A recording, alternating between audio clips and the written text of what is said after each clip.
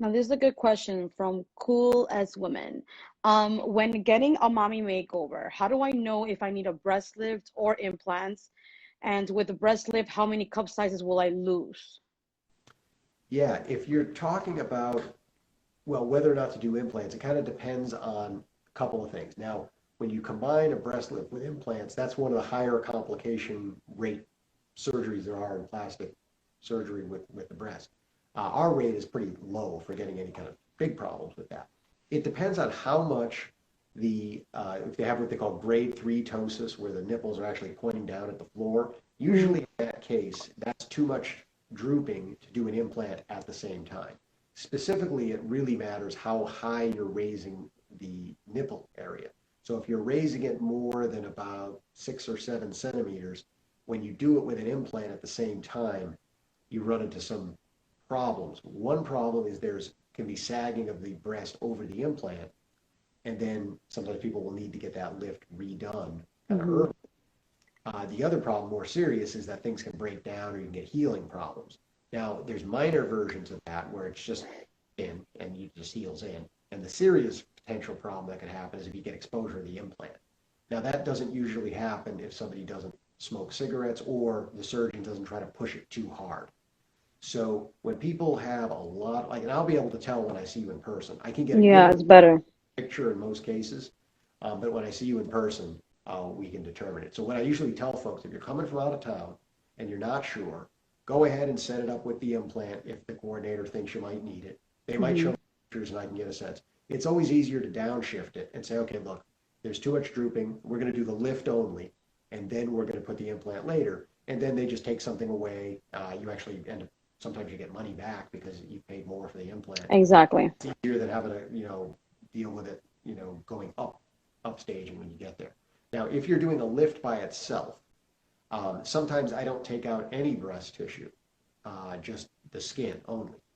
It depends on how tight it's going to be when it's closed. So I will leave you as big as I can for the patients that tell me they want to be lifted, but they don't want to be smaller. So in those cases, you might still go down a cup size because all that loose skin might fill up a bra cup, say to a D, and when we lift you, now it fills up a C. But keep in mind that these cup sizes are not precise. So different hmm manufacturers will give you a different letter. So I don't get too fixated on that. But if you tell me you want to be lifted, but not smaller, and you're too droopy to put an implant at the same time, then I leave you as big as I can. And I only take tissue out if I need to get it to close without it being too tight. So you shouldn't go down very much in terms of cup size if I'm preserving all of your breast tissue or moving it back up. And there's a couple of different, I don't say proprietary, but there's a couple of different maneuvers I do with this operation that make it look pretty good. And hmm people thought we put implants in when we haven't, because it depends on everyone's Yep. tissue and how thick it is and tight. If I get the right hmm with the right thick tissue and it closes just enough, then it'll look really quite good. Almost look like you have implants, and you don't.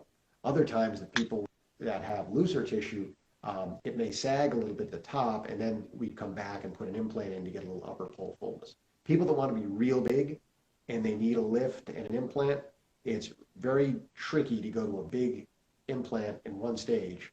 And for that reason, I usually put a smaller implant, do the lift, or we do the lift alone if you're not a candidate for an implant at all. And then you can come back later when the lift has been done and you can typically go larger. So Go somebody might bigger. say 240 or 300 in, maybe you can go to 500, 600 or higher if the dimensions of the breast allow it. But you don't really want to push it in that case in a one stage because you don't want to have those kind of problems. When you Right. smoking, for people that smoke, if they're doing a full lift, especially with an implant, what I'll tell you is don't smoke at all for the 6 weeks. hmm And usually it's a couple of weeks before. And I don't want you to get the surgery if you can't do that. Because even having one or two cigarettes in the postoperative period in the first 6 weeks after can decrease the blood flow to those flaps that are healing.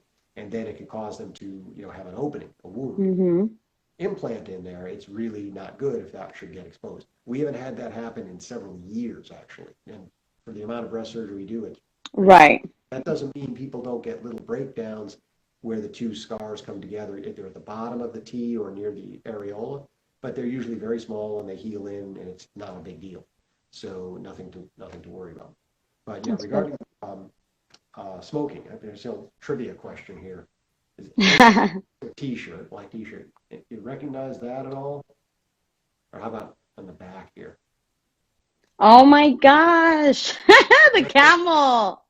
Yeah, they don't even do this anymore. This is a giveaway. Cigarette companies used to give away, promotional products. This is I guess it's Oh my Camel. gosh. So Yeah, Camel, yeah, yeah, the brand. Yeah. That's old so school, Doc. this is a collector's item now because I Look at said that. I don't even want to touch it with my hands. I'm going to get hand here. But yeah, so I got that. It's not mine. I don't smoke, but somebody that I know is a cigarette distributor, and they used to get these little gifts from their suppliers, whatever it is. So Gosh. that is like I said, historical artifact. Same thing with medicine. They did studies. They give you even a pen that says such and such a medication that it influences what you prescribe. So they ban all Right. of you can't even get any of those little giveaways. Not even a notepad or a pen. I've got some of those. We'll do those next time. Yeah, that's right. Like we were giving out your no pain, no gain stickers. Yeah, yeah, that's okay. That's the camel. But yeah, I don't do a lot of, you can test people for the smoking and everything and all that. You can do that. I'm not big into doing that. Hmm. We haven't found the need to do that. But what I'll tell people is it's okay if you're smoking and you can't do that part of the surgery. Let's say you got a mommy makeover lined up, then, it's still not good for the tummy either, but you have less of a problem. But for a client with lift, just let's wait until you're set, and then that way you have the lowest, problem, um, risk going on, so we can get a good procedure, good recovery in one step.